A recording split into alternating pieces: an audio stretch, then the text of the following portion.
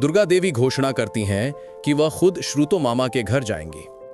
वो कहती हैं कि अगर अहाना उनके समझाने पर भी वापस नहीं लौटी तो वो अपने बेटे अर्जुन की दूसरी शादी करवाएंगी। श्रुतो मामा के घर अहाना पूरी तरह से अपने लक्ष्य में डूब चुकी है। मामा ने उसके लिए कड़ा अनुशासित रूटीन बना दिया है। मामा जी साफ कहते हैं, अहाना बेटा, ये कोई गुड्डे गुड़ियों का खेल नहीं, ये देश की सबसे बड़ी परीक्षा है।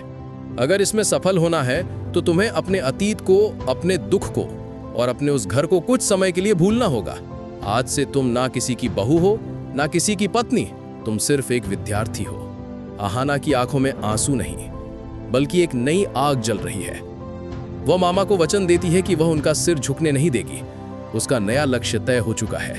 वह अब अफसर बिटिया बनकर ही दम लेगी। दूसरी तरफ बड़े घर में तूफान आया हुआ है। पीसी मोनी और घर के बाकी लोग दुर्गा देवी को ताने दे रहे हैं कि उनकी बहू एक गैर मर्द के साथ रह रही है और घर की इज्जत मिट्टी में मिल गई है। सब दुर्गा देवी से उम्मीद कर रहे हैं कि वो जाकर अहाना को घसीट कर वापस लाएंगी। लेकिन दुर्गा देवी के मन में कुछ और ही चल रहा है। उन्हें पता चल चुका है कि अहाना श्रुतो मामा के पास है और IAS की तैयारी कर रही है। वह मन ही मन सोचती हैं, शायद यही सही है। मेरे बेटे अर्जुन यानी छोटू ने अहाना की कभी कदर नहीं की।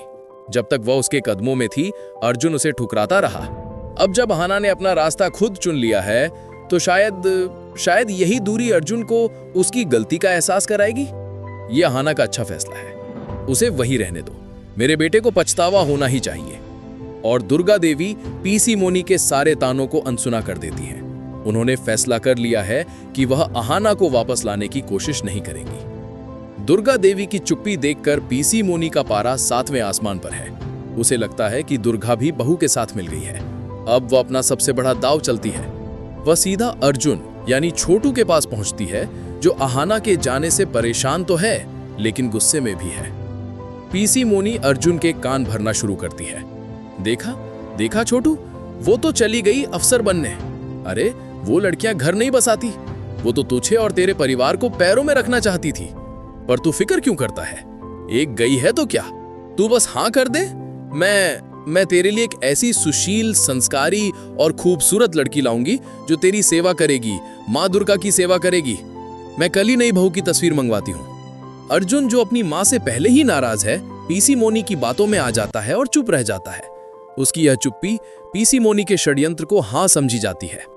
लेकिन पीसी मोनी की ये बातें घर की दूसरी बहुओं यानी मैजली और बड़ी बहू ने सुन ली है। वे जानती हैं कि अहाना ने उनके लिए कितना कुछ किया है। घर में अर्जुन और पीसी मोनी को तो वो रोक नहीं पाती, लेकिन उन्हें अपनी छोटी बहू की चिंता सताने लगती है। आधी रात को मैजली बहू छुपकर अहाना को फोन मिलाती है। अहाना, जो दिन भर की पढ़ाई से थकी हुई है, फोन उठाती है। मैजली बहू घबराते हुए कहती है, अहाना, तू सुन रही है? एक बहुत बड़ी गड़बड़ हो गई है। तू जल्दी वापस आ जा। यहाँ पीसी मोनी ने तो हद ही कर दी। वह छोटू भैया के लिए नई बहू लाने की तैयारी कर रही हैं। उन्होंने तस्वीरें भी मंगवा ली हैं। ये सुनते ही अहाना के पैरों तले जमीन खिसक जाती है। उसके हाथ कांपने लगते हैं। जिस पति के आत्मसम्मान के लिए उसने घर छोड़ा, वह पति इतनी जल्दी दूसरी शादी के लिए तैयार हो गया। अहाना को समझ नहीं आता कि वो क्या करे। वो पूरी तरह से हैरान और सदमे में है। नई बहू? अर्जुन को मेरी कीमत इतनी जल्दी पता चल गई। अब अहाना क्या करेगी? क्या वो अपने सम्मान के लिए लड़ेगी या अपने IAS के सपने को पूरा करने में जुट जाएगी? ये जानने के लिए हमारे साथ बने रहें।